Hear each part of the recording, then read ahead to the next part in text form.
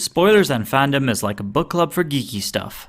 Join us as we delve into the depths of our backlogs and sift through the games, comics, shows, movies, and books that we haven't checked out yet. Hey guys, so we're on to the spoiler section now of Doomsday Clock. Jesus. And again, if you are planning on reading this book and you haven't read it, now's your chance. Don't listen to this episode. Go read it and come back. Or go watch the summary. Or if you just literally don't care and you want to know details about the book and what we thought about it, then yeah, here you are. Here you are. So spoiler section starts now. Okay. So where do you want to start? So the part that I didn't like in this book is Batman decides to lock Rorschach up, and that was the most stupid thing I have ever seen Batman do. Yeah. Like, I'm actually trying to think of a point where Batman has been more dumb. Okay, there's Dumber the Adam West Batman, but he was moments, but he was fun. It was a different kind of show. Yeah, it was a different time. Like, you know, you'd think after coming out of the Court of Owls, he wouldn't be a dumbass. Then and after Death in the Family, he wouldn't be a dumbass. Even just, not even those storylines only, like, Batman should know better. It's so, it's so obvious that he should know better. Like, so this was that point where you were like, this is why I don't read This is why I don't read DC. This is literally, like, when that happened, it was like issue 3 or something. I'm like, that is the dumbest thing. And Batman fans, I know you guys are listening. You will argue that, you know, he's being safe, he's being cautious. No, he's not. This book has happened after Court of Owls. It has happened after Death in the Family. It has happened way... Even after Final Crisis. After a lot of other events. He should know better. Like, how are you going to let a guy stay at your house, have Alfred give him pancakes, you give him clothes, a shower, and he stayed the night at your place. The next day you lock him in Arkham. This is the point where I thought, this is dumb. What I literally thought that it would be the same story as JLA. Because it felt very much like a crossover book, like I mentioned before in the non-spoiler episode where we were talking about this. It really did read like JLA a lot, except it wasn't as stupid in terms of how character until this happened. Until then, yeah. Until that happened, and I was like, wow. and they canonize this as Batman, according to Adrian. He thinks that Batman is the second smartest person in the world. Yeah. That kind of proves it. I feel like stupider people would have known better. Well, yes. And yeah, I do agree that Lex is a lot smarter than Batman. But I would say that, like, who are the other smart guys in the DC universe? Most of them would end up being now the scientists, like the Flashes. Who controlled the Watchtower? There was Mr. Terrific? There's Mr. Terrific. You could have even Martian Manhunter in that story. Any of the Flashes, except Wally West. I mean,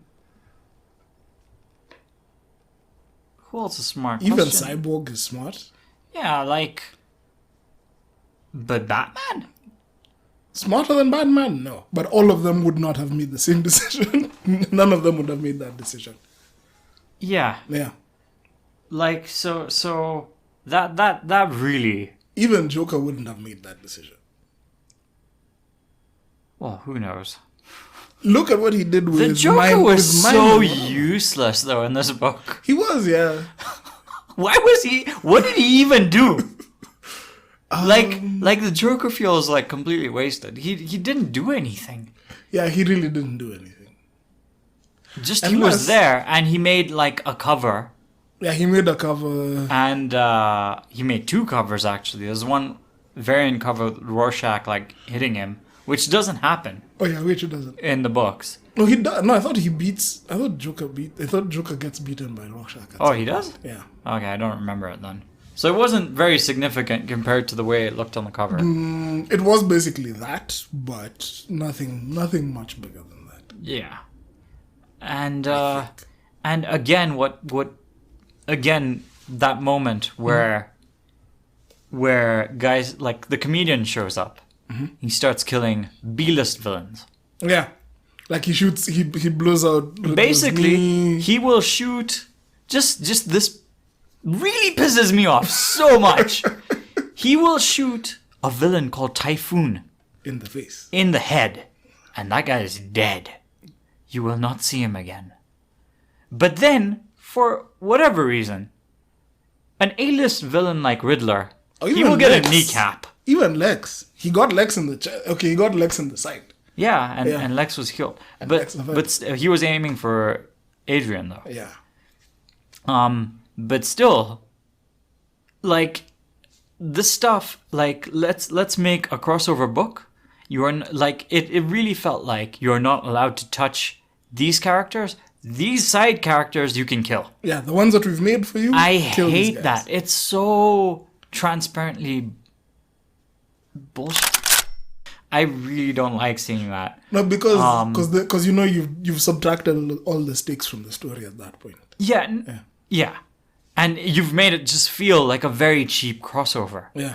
And that is not how this book ends up. Yeah. So this was my growing pains at the start of this book, really. But but it did change. So as the story kept going, I was really angry with the detective stuff that kept showing up. The detective show that is going on Nathaniel constantly. Dusk. Until it starts slowly piecing something together. Yeah. And the payoff. Like, basically, I think it's the last 6 issues. It just became better writing as well. It isn't so much about Rorschach's monologuing. And Batman's shenanigans. Batman barely did anything. He was just there in the 3rd issue, and Batman does nothing in this book. The thing that pissed me off with Batman was... he stops a nuclear thing. Yeah. By punching a guy and then leaving. The thing that annoyed me the most with him was... Yeah. They do the classic Batman thing where... Oh, Batman discovers something. Oh, Batman is in trouble. Oh, he's been captured by the bad guys. Oh, he just breaks out. It's very tropey. He breaks out for no reason. Dude was tied to a wheelchair by the Joker in chains. Yeah. Dude breaks out of those. Somehow, off screen, he just appears again. Fine. Yeah. I'm like, this is why I stopped reading Batman comics. Yeah. Yeah. But I really loved watching what's his name? Ozymandias. I really loved watching him trying to justify himself. He's such a dumb He is. guy. I hate him. This is what we were talking about before when between last episode and now. Yeah. I feel like Joker, like the parallel between Joker and Oz was they're trying, Really? Yeah, they're trying to draw that parallel between Oz and Joker. Not Joker, Lex. I didn't see it. Between Lex and Ozymandias. Yeah. It was very on the nose, but I didn't. And what's his name? And Doc Manhattan and Superman. Yeah. Yeah. Because this is what... Okay, bear with me with my conspiracy, with my theory. Because... And Batman and Rorschach. And Batman and Rorschach. Yeah. Now, those 3 characters from Watchmen are arguably the 3 best characters from Watchmen. So I was actually glad that these guys came back. But putting them against the now mainstream DC, let's say, opposite numbers, put them in an interesting space for me. Because now you look at Lex and you look at Oz, and they're both megalomaniacal bad guys. They're both the supervillain trope. But Lex understands his humanity much better than Ozymandias does. Lex has learned not to deal with Brainiac. Exactly. And he's learned. So he understands his shortcomings as a person, so he doesn't make the same mistake that Oz does. Yes. But in the same way, because Oz doesn't recognize himself as having those same human failings, even though he does, he is able to pull off these godlike things. Like having that fake alien appear in the city, which is what happened in Watchmen. Being able to pull off this entire stunt that will get Doc Manhattan back to their world. Lex would never have been able to pull off the same stunt. So in a weird way, yes, Lex would not. Yeah, in a weird way, they're both each other's opposite, but they operate at two totally different levels. See, I just couldn't see them as being parallel. What for me, the only thing they had in common was literally what was on the nose, where they said that he's the smartest man from our world, and I'm the smartest man from that was where the similarities ended for me. I found them way too different. I really like Lex a lot. I do not find Oz likable at all. But they see now that's the thing now. I don't even find him charming. I find his cat creepy. Like it's just smaller now. Before, imagine. I don't like his costume. I just don't like anything about him, man. He's just such a weird guy. Like, I don't know. Like, when I was reading Watchmen the first time, I read it actually in 3 separate passes. The first time I was in love with Rorschach. The second time I was in love with Ozymandias. Then the third time is when I landed on Dr. Manhattan as being my absolute favorite character from that comic. Yeah. Seeing him show up here and being pitted against Superman was just my mind was blown. So I was like, how will they be able to bring... I was wondering how they'd be able to make Manhattan a villain in this story that would require Superman's intervention. They didn't make him... Okay, they made him a villain, but they made him so... It was a very realistic version. Like, he didn't just start doing evil shit. Yeah, he was just... Sorry for swearing, but... Yeah. He didn't just start... And I really like that. Yeah.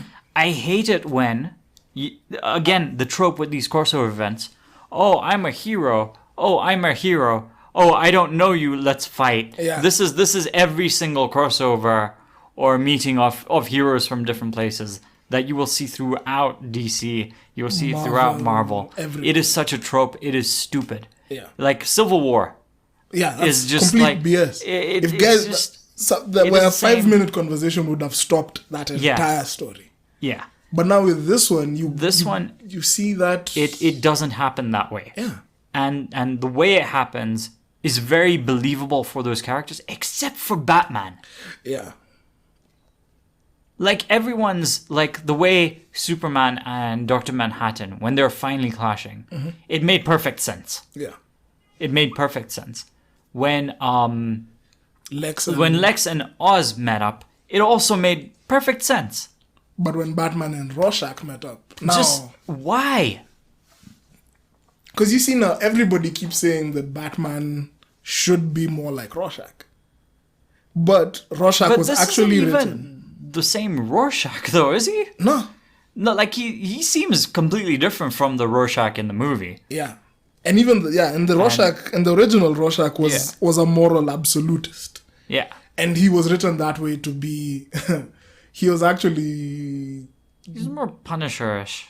Or Batman-ish. He wasn't written as a... It wasn't painted in a good light. How he was... Because he was crazy. Like, Rorschach is obviously crazy. It's just that now that's the thing that everybody seemed to believe that Batman should be like. He's a moral absolutist, so he should never, under any circumstances, tolerate evil. That's why Batman is Batman. That's why he's a badass. That was the whole deconstruction of that Batman idea. You have a normal guy who just believes in good and evil. And he believes to be the person who stands Batman between is good so and evil. warped so many times. It is really frustrating. And nothing sticks. That's the problem with Batman. Yeah. Nothing ever sticks. Yeah. Yeah. Okay, and I'm sorry. I don't know. I really hope I'm not coming across as like this Batman hating dude. But no, I like Batman. Yeah. I like Batman is my favorite DC character. Mine's Superman. But I hate How he's him written. in current Yeah. comics. I really hate him, and the way they have used him. Yeah. And now you see through this, I really liked the explanation that they had of how important Superman is to Yeah. DC. And again, so in the previous episode, I was saying like how it makes sense for DC, and DC they reference Action Comics or the Man of Tomorrow, all these things. They're all referenced, and it makes perfect sense. Like for you as the reader, and what you said about the love letter to Superman, this really was it. Yeah. Yeah, it did. I'm not a Superman like loving fanboy, but that was really good. Yeah. And I feel like reading Superman. Like, this was the Superman comic I've been waiting for. And the fact that he shows up at the And there was end... not a lot of fighting as well. The fact that There's he not a only lot of shows up at the end is so annoying. Yeah, But that's, I mean, that's what it was. It was a good. It was not expected. Yeah, it wasn't expected. Like, again, your expectations for how this book will go. Yeah, throw them at the Like it really plays with you. Like, yeah, it's going that way. It'll probably happen that way, and then it will just not. Yeah. And it will not happen in a very obvious way that you just didn't see coming. Yeah. So, wow. Well done, the writers, for this, man. Seriously. But It was a good book. I really, really did enjoy this book. Yeah. Like, I felt like now... I feel as now after having lived through all the teasing and all the hate and all that vibe of Superman sucks and Superman this and all that, he can't hold his own movie because of Man of Steel and all that kind of stuff, and you look through this and you're like, okay, fine, I know why I'm a fan, and this is why I'll always be a fan of Superman. Yeah, I guess if you're coming from it from that point, yeah. Yeah. It's a cheesy thing for me. But- That's the reason why. But even if you aren't, yeah, even if you it's aren't, still good. It's still really good. it's still good. Yeah. And the idea that we're talking about, by the way, is that the center of the DC universe or the metaverse or the basically the center of DC's everything is around Superman. Yeah. Is the idea So if you change That- Superman, that you change Dr. DC. Manhattan is trying to figure out Yeah. as well, which was dope. The fact that And he was just he experiments playing. with that. Oh, Yeah. He was just and that's like, for example, like I think he pushed Green Lantern, like the JSA Green Lantern, a little out of reach before he got it, Yeah. and so we never got Green Lantern. How that affected things, like he explains he's playing with the timelines, and it's sort of like explained in canon because the timelines did forget about these characters at some point during one of the Crises, many DC reboots that have happened. yeah. They have ignored that these characters have existed, and it is Dr. Manhattan's fault. Yeah. He's been the Basically. Action Comics one. Dr. Manhattan ruined DC. That blew my mind. It was dude, so huh? good because at the start of this book, it's telling you, yes, this is why you hate DC. This is, like, literally, Dr. Manhattan is saying, oh, this is so stupid. This is why you hate DC, da-da-da-da-da.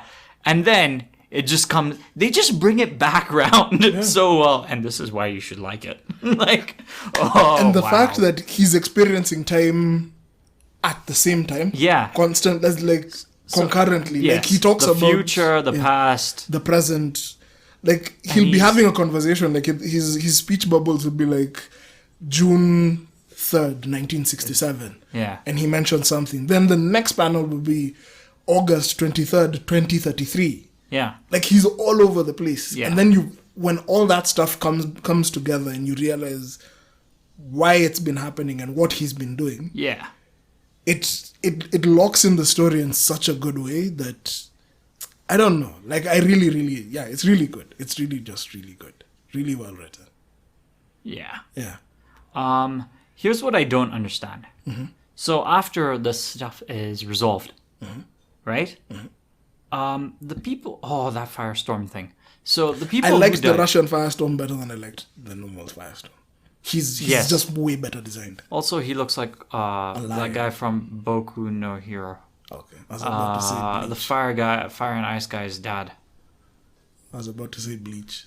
Karakura Lion Jetto. Nah, I don't see that. No. main. Huh? The main. Like the whole hair, the hair made the fire thing. I don't see the resemblance to Bleach. No. There's a lion in Bleach. The time that the one of those filler episodes. Oh. Yeah, Yeah, I'll show you later. I don't remember. Okay. you can cut this. No, it's okay. We'll keep it. But that firestorm thing, where he kills all those people. Yeah. Turns them The to story. glass. No. Like after Dr. Manhattan fixes the timeline, those people are still dead. No. Yes, Oh, they are. because you remember like how it was like a fight at the end between Superman and all those guys, right? The guys from the past And and the then future. Dr. Manhattan fixes the timeline. Then it's like all these forgotten heroes come back to help Superman, Yeah. right? Yeah. And the world kind of moves on from there. Then they decide again to disassemble, really, like Firestorm needs to really understand what is going on with the metahuman project that was Where- going on where- with the states that was uncovered. Like all that stuff happens after. So based off of that stuff still did happen. So it doesn't like reset the timeline as such. Although It stuff that weirdly happens does. with characters, Yeah. for example, like when they're fighting, the timeline is that Clark's parents died in that car accident Yeah. when they hit a tree, right? Yeah. But now because Oh Alan my Scott god! came And those back, implications were so good. Yeah. But I'm going off topic. And then his parents are alive at the end. yeah, So he saved the parents, but at the same time, this stuff still sort of played out. I don't know. I feel And- like and maybe the it world was kind of reset, fixed but itself. I don't know. But I'll those have to people are check. still dead. Yeah, have to I check. think those people are still dead. Okay, it'll be And again, they're It'll be a still good deciding story what to do with Kandak, back. like Black Adam's thing. I really wish we get a Black Adam movie soon. Like honestly, and they go with this. I still haven't storyline. watched Shazam. They go with this storyline. I like Shazam. I felt like they're making him too Magneto in this book. Yeah, he's kind of Magneto light. Let me say that. Yeah. I get that, but it No, was like a little- generally. I mean it was a like little generally. too on the nose. Yeah. In this one. But generally, like even in his origin story and the stuff that he's been doing, he's like a Magneto light. Okay. Yeah. Anyways, that those are the stuff. Those are the stuffs. The stuffs. Those are the stuffs that annoyed me. But like again, the writing really went well Yeah. for me. Yeah. And I think the funniest part for me in this book. Oh, Justice League. Let's go get Dr. Manhattan. Let's go to Mars. Let's go kick it. Let's go kick him. You know, you see that Exactly what you wanted to happen happened. dude. I got so excited seeing those panels again. That was that I felt was like the fan the what is it? The fan service right there. Because if I'm not wrong, that happened before in one of the crossovers. What do you mean?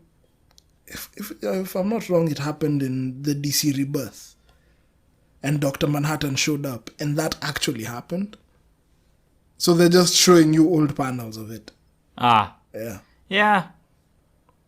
Yeah, so I mean it makes perfect sense. But it was beautiful I was seeing.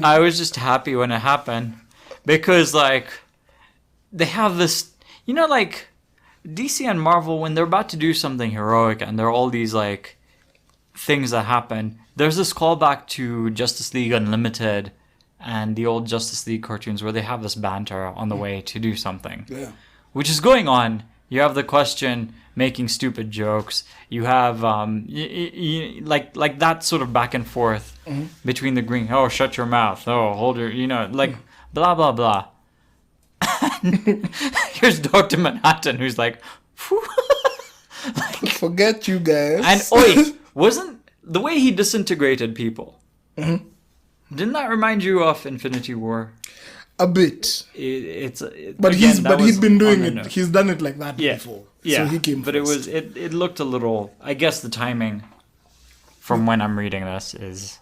The thing that made me laugh the most was when Green Lantern came and punched him in the head and broke his neck, and they thought that they'd killed him. Yeah. When he appears, he regenerates himself, and he's like, that was interesting. And then he proceeds to What a nice ring! What a nice ring you have. He takes the ring, studies it, beats him down, Yeah. takes out all the other lanterns, takes the magic. Yeah. Oh, the magic was hilarious. Oh, you think. Oh, you're manipulating energies and you're calling this magic. Magic in quotes. Oh. And then he's just like making a pentagram and he's like, oh, I like learning. And he floors everyone. Wow. Now for me, seeing that, because now everybody has been asking how would Dr. Manhattan fare against the Justice League. Yeah, well, this is how. Yeah, this is how. And this is not even... It's not even close. If you're a DC fanboy, I'm sorry. Why? No, like, DC fanboys are not gonna... They're gonna say, yeah, no, Batman will do something to Dr. Manhattan. Yeah. Nah. He can't. He didn't. Yeah. Neither did the Question. Neither did Supergirl. Yeah. Oh, but Supergirl is more powerful than Superman. Oh, yeah, but she but failed. she doesn't stand a chance. Yeah. So... Yeah. like you could even argue whether Superman would have stood a chance. Obviously not. Not, yes. Yes, but obviously not. physically, yeah. If it came down to a straight fight, no. But what beats Dr. Manhattan at the end isn't a fight. Yes, Yeah. it's his state of mind. Yeah. Well, would you say that Dr. Manhattan was beaten? Yes. No, I wouldn't say that. I would say he was, because I would say he learned. he did learn, but he learned the lesson the most painful way he could. Did he? Yeah. Because physical damage doesn't impact Dr. Manhattan. Yeah, but he didn't feel damaged. He felt happy. Yeah, but this was because all of this, everything that has gone on from Watchmen through this, was him acting out. It was him not coming to grips with his role. Well, so yeah. Yeah. So he didn't know what he was supposed to do. That's why he was being... He's acting out. I want to say that he's very believable in that he's acting out in the most passive way possible. That is just...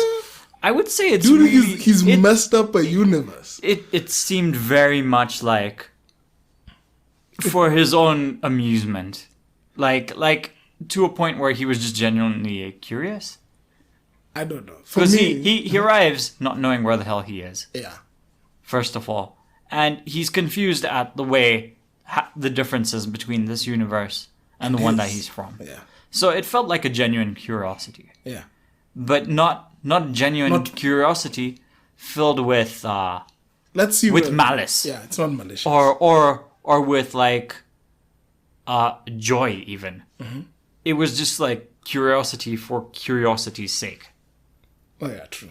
Sort of. Because he wasn't very invested. Mm. Or he pretends not to care, rather. He says he doesn't care. He says he doesn't care, but again, he's leaking like pictures of him and his wife Yeah. all over the place. So he's pretending not to care is the way I took it. Yeah. And he's acting like he doesn't care. So all the stuff he does, it's with like a very passive thing. Even with the final conflict between him and Superman. He doesn't actually fight Superman. He's just like, this is what I've seen. I don't know what happens. I can't see. Are you going to this kill time. me? Are you going... Like, he says that about 10 times, and Superman's like, just shut up. Do something, or just shut up. That's the reason why I was saying. I imagine now the difference between now him and Superman is purpose. Superman knows what he's here to Well, do. there are a lot of differences between the two. But for me, it was, I boiled that down to purpose. He knows what he's here to do. If and you film them the same, yeah. Yeah, and he's trying to push to make the world a better place. Dr. Manhattan has more power than Superman to be able to make the world a better place. But he just doesn't have the same purpose. Yeah. So for him, he's not able to understand why are you so special? Why are things centering around you in the same way? And why are things coalescing around you? Why are you able to change people? Why are you able to mobilize people around you and not have everything go to ruins when you intervene? Yeah. Yeah. Because for him, every time he stepped in to do something, he ruins it. Huh. Okay. That was my takeaway. I'm not sure whether it's I really loved it. Me too. Just yeah. I didn't see it that way. Huh. Because now that was my takeaway. Because he's made a big point of not feeling his humanity, and at first he was acting out against it. That's the whole point of him running away to Mars. Yeah. So he was like, "Let me put myself away from these humans," thinking that it made him better. Yeah. And it didn't. He shifted universes, and it still didn't help. Yeah. Yeah, he really had to come around and deal with the closure of, you're changed forever. Whatever, all these timelines that you're seeing, you can't live in all of them. Pick one, commit, do something. That's why he went. I feel, okay, personally, Yeah. I feel like maybe that's why he went home to fix things. Would you say that Doomsday Clock is like a giant counseling session for Dr. Manhattan? Yes. Like, Yes. It's therapy. it is, yeah. It was his therapy. It really does feel that way. Yeah. But that's why, I don't know. I don't think Dr. Manhattan was defeated at all. Up here, in his head, he was defeated. Because now he can't hide behind now that crutch of, I'm not human anymore. Yeah, but that's not him being defeated. That's him, like, moving on. Sort of. Isn't it? It is. It is. But for the sake of like the now conflict that's the guy has given his powers, or he has removed himself. He has removed himself, but he's still... But he's turned himself into a power and put it in a kid. Yeah. Guess what the kid's name is? Guess. Clock. How brilliant is that? Imagine I liked it. Yeah. Yeah. That was really cute. That was cute. Yeah. That was a real cute way to, like, how are the Watchmen comics after this? Do you know? No, this is it. No, We don't know now. There is a Beyond Watchmen line, isn't there? No, they said they're going to do a sequel to this.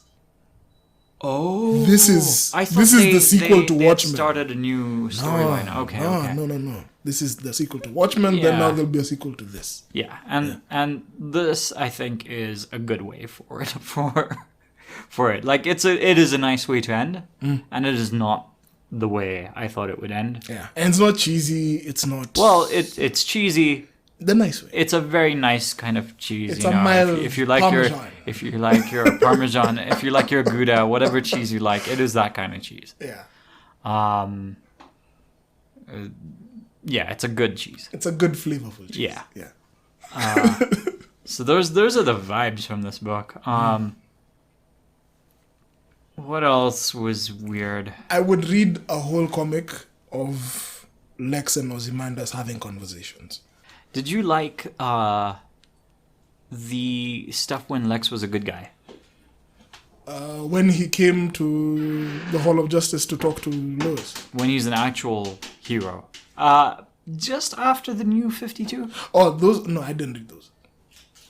I don't know. I find it so strange. I find it strange seeing Lex as a good guy. Oh, okay. Yeah. Like, for me, again, I'm such a huge Superman guy. Yeah. Like, I'll always be suspicious of Lex. That's why, for me, Smallville made such a big impact. Because from a certain point of view, he's not that bad. I really like Lex. Yeah, I can't picture him as, like, evil for some reason. Yeah, he's not outright evil. He's just selfish. I can't even see him that way either.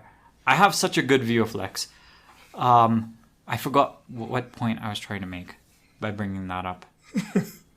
But I just like Lex. Compared to Ozzy, I can't. Okay, Alex. I can't. Okay, Alex is more. He's better. I wish he did more in this book, if anything. But he did put He did- everything together. He did stuff. Yeah. And he's been on to Manhattan for a while. And there was stuff as well for Batman that I know of. Like, Batman did find the comedian's pin in And he did apologize at the end, though. He did apologize to He Rorschach said, "Yeah, about it. I'm sorry, my bad." All that I should have stuff. known better. Should have known better. Yeah.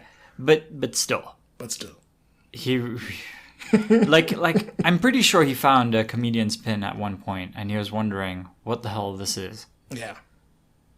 And that was its own story at some point before they did this crossover. So, like, they should have done better, man. Another thing that I really liked was when Oz was talking to Saturn Girl, the other guy. What's his name? The Alan old guy. Scott. Alan Scott. Oh, yeah. When he's talking to the Green two of Lantern. them, Green Lantern, and there was that's when I was telling you there's that not so subtle imagery of the old and the new, and these guys walking the line in between. So Oz at some point mentions that when what's her name, when Saturn Girl starts disintegrating. Yeah, When that the was timeline when the timeline has been fixed and she doesn't exist anymore. He's telling now Alan Scott, you don't worry, the past can't change. It's already happened. She's the one who's got to change. Then later on, when Dr. Manhattan fixes the timeline, so all these guys start coming back, and all the current heroes are on one side. Black Adam, all the edgy guys, all the Black Adam, all the Russian dudes, and all those on one side. Yeah. And then Superman and the old Superman's in the middle. Yeah, and the old and the new characters are on the other side. And Dr. Manhattan is in the middle doing nothing. That's when for me, I really like That was a good, Yeah. Those those are, really, really well done panels. And there was a thing At the end. I'd been told before about the way Alan Moore did Watchmen. If it's actually really designed to be read as a physical book. If you read it as an ebook or like the way we get comics digitally, you don't see the symmetry that is inherent in the book because it's a 9-panel page. As in, it has 9 panel pages like the original Watchmen. So 333, but the way there are pages that are literal mirrors of one another. So when you open two pages, the way the story progresses on one side, it progresses in reverse on the other side, or in a couple of pages. Did this do that? I feel like this did that, but maybe we just couldn't see it because of the format that we're reading it in. That's why I want to go and compare it with a physical copy. Oh. Yeah. Huh. Because I feel like maybe that would be cool. That would be cool. Because I feel like maybe there's a couple, because you see now in Watchmen there's little notes that are pointed out like that through the symmetry. This too, because of that whole theme of balance of the old, the new, the old, the new, the old, the new. I feel like there was something that maybe we were missing because we were reading it digitally. But I'll check and I'll confirm. Yeah. In a later episode. It's still good even if you don't get it. Even if you don't get it. But it's still good. that's just something that would make it cooler if it was there. Yeah, what a good book, man. This was nice. Yeah. Yeah. I actually liked this. I'll actually reread this at now. Okay, I didn't like it that much. No, I'll reread it at a slower pace because before I went through it in a day the first time. Yeah. So everything just came crashing down. Like you go through that whole feeling of realization and then understanding and then the book ends. And this was designed to be read over months. Yeah. The release schedule was something like a book a month. A book a month. When So it was you're supposed to read and digest. You read and digest. Look for all those details. Go through the dossiers. Go through the background And look stuff. for hints. Look for hints. Figure. Now at that point you're supposed to now speculate what's going to happen in the next episode. Yeah. Yeah. I think they did that really well, yeah. Yeah. So I'll Especially go back with the and ends. Yeah. I want to go back and go through it now, maybe slower. Yeah. Yeah. And now look for all the little details that maybe we missed the first time. Okay, fair.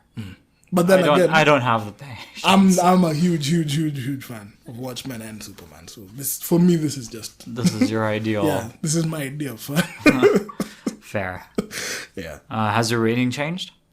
No. 8. For Still, me, 9 for you? still a hard 9 for me. Still a Okay. strong 9.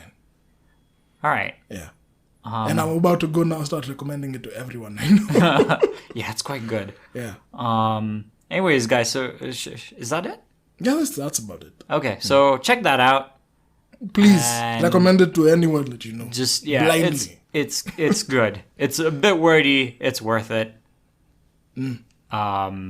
Check it out. Have fun. And next time we'll be watching High Score Girl. Yes. Hi.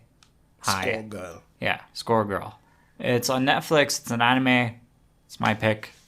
I hope it's good. It'll be fun. It'll be Look, a weird change coming from a story like this. It's It okay. starts with Street Fighter. It can't not be yeah, good. Let's see. It can't not be good. Yeah, Yeah. we'll see. Well, it can, but we'll see. Okay. And yeah, we'll probably do House of Chains as well before then. Yes. So stay tuned for that. And thanks for listening. Okay. Catch you guys later. Bye. I've been Hell's Knight. I'm Hillary Hila2K2. Yeah. See ya. See you. Do you have an opinion on what we just discussed? Did we miss something? Tell us in the comment section and we'll read it in the next episode. If you're listening on Anchor, send us a voice message and we'll add it to this episode. Don't forget to follow our podcast on Twitter @SpoilFans for updates, and follow our Instagram for behind the scenes action @SpoilersandFandom. Also, subscribe to us on YouTube and Anchor to get the latest episodes.